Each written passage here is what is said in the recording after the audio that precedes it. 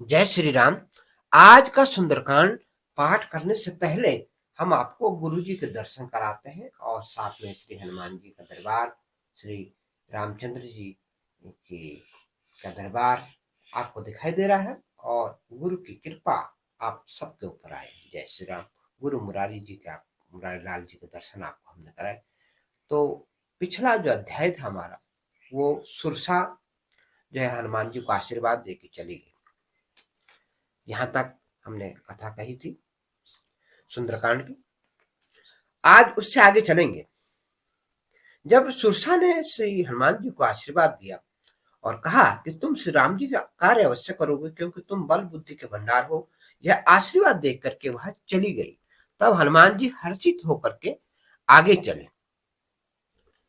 समुद्र में एक राक्षसी रहती थी। अब आगे क्या घटना घटती है कि समुद्र में जो है एक राक्षसी और रहती थी और वह पक्षियों को आकाश में पकड़ती थी।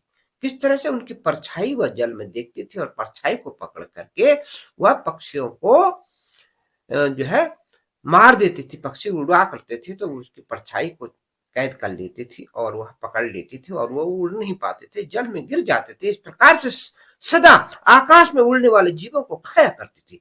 उसने वही छल श्री हनुमान जी के साथ किया। श्री हनुमान जी ने तुरंत उसका कपट पहचान लिया। जब श्री हनुमान जी ने उसका कपट पहचान लिया तो पवन पुत्र धीर बुद्धि श्री हनुमान जी उसके कपट को पहचान लेते हैं। पवन पुत्र धीर बुद्धि हनुमान जी उसको मार करके समुद्र के पार गए। वहां जाकर के उन्होंने वन की शोभा देखी। मधु, पुष्प रस, मधु, शहद के लोभ से भौरे गुंजार कर रहे हैं। अनेकों प्रकार के वृक्ष, फल फूल शोभित हो रहे हैं। पक्षी और पशुओं से समूह को देख करके वे मन में बहुत ही प्रसन्न हुए।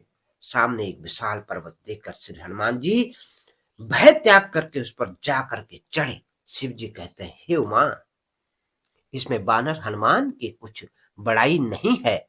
यह तो प्रभु का प्रताप है जो काल को भी खा जाता है। पर्वत पर चढ़कर उन्होंने लंका देखी। बहुत ही बड़ा किला है, कुछ कहा नहीं जाता। वह अत्यंत ऊंचा है। उसके चारों ओर समुद्र है। सोने के परकोटे, चार दीवारी का परम प्रकाश हो रहा है। विचित्र मणियों से जड़ा हुआ सोने का प्रकोटा है। उसके अंदर बहुत से सुंदर सुंदर घर हैं, चौराहे हैं, बाजार है, सुंदर मार्ग और गलियां हैं। सुंदर नगर बहुत प्रकार से सजा हुआ है। हाथी, घोड़े, खच्चरों के समूह तथा पैदल और रथों के समूह को कौन गिन सकता है। अनेकों रूपों के राक्षसों के दल है और उनकी अत्यंत बलवती सेना का वर्णन करते नहीं बनता। वन बाग, उपवन, बगीचे, फुलवाड़ी, तालाब, कुएं, बावलियां शोभायमान हैं, सुशोभित हैं। मनुष्य, नाग, देवता और गंधर्वों की कन्याएं अपने सौंदर्यों से मुनियों के मनों को भी मोह लेते हैं। कहीं पर्वत के समान विशाल शरीर वाले बड़े ही बलवान मल्ल पहलवान गरज रहे हैं। वे अनेकों अखाड़ों में बहुत प्रकार से भिड़ते हैं और एक दूसरे को ललकारते हैं। भयंकर शरीर वाले करोड़ों योद्धा यत्न करके बड़ी सफलता से नगर की चारों दिशाओं में सब ओर से रखवाली करते हैं। कहीं दुष्ट राक्षस भैंसों, मनुष्यों, गायों, गधों और बकरों को खा रहे हैं।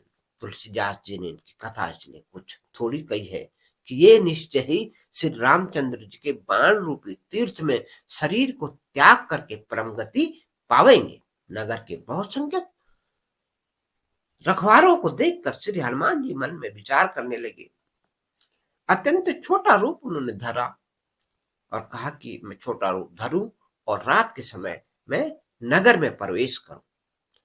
श्री हनुमान जी मच्छर के समान छोटा सा रूप धारण करके नर रूप से लीला करने वाले भगवान श्री राम जी का स्मरण करके लंका को चले। लंका के द्वार पर लंकिनी नाम की एक राक्षसी रहती थी।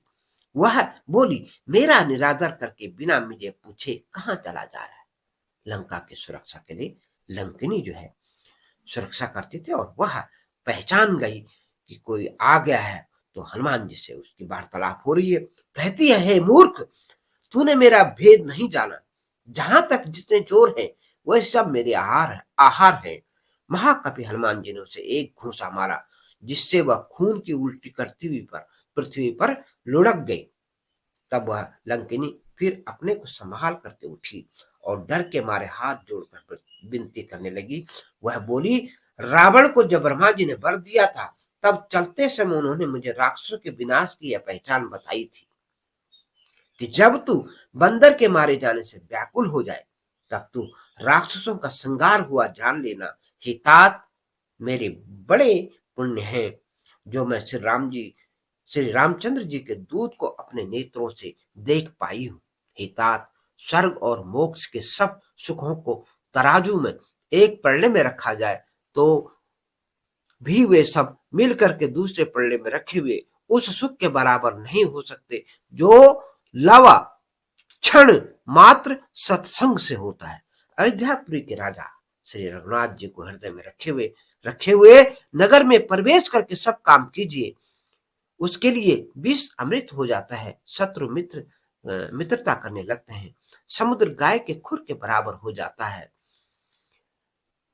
और हे गरुड़ जी, सुमेरु पर्वत उसके लिए रज के समान हो जाता है, जिसे श्री रामचंद्र जी ने एक बार कृपा करके देख लिया। तब हनुमान जी ने बहुत छोटा रूप धारण किया और भगवान का स्मरण करके नगर में प्रवेश किया।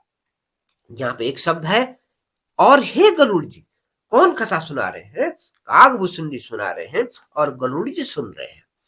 अब गरुड़ जी को आगे क्या कथा उन्होंने सुनाई, आइए हम आपको सुनाते हैं।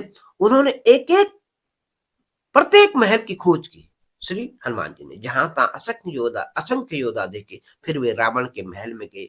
वह अत्यंत विचित्र था, उसका वर्णन नहीं हो सकता। हनुमान जी ने रावण को सैन करते हुए देखा, परंतु महल में श्री जानकी जी को उनको नहीं देखा।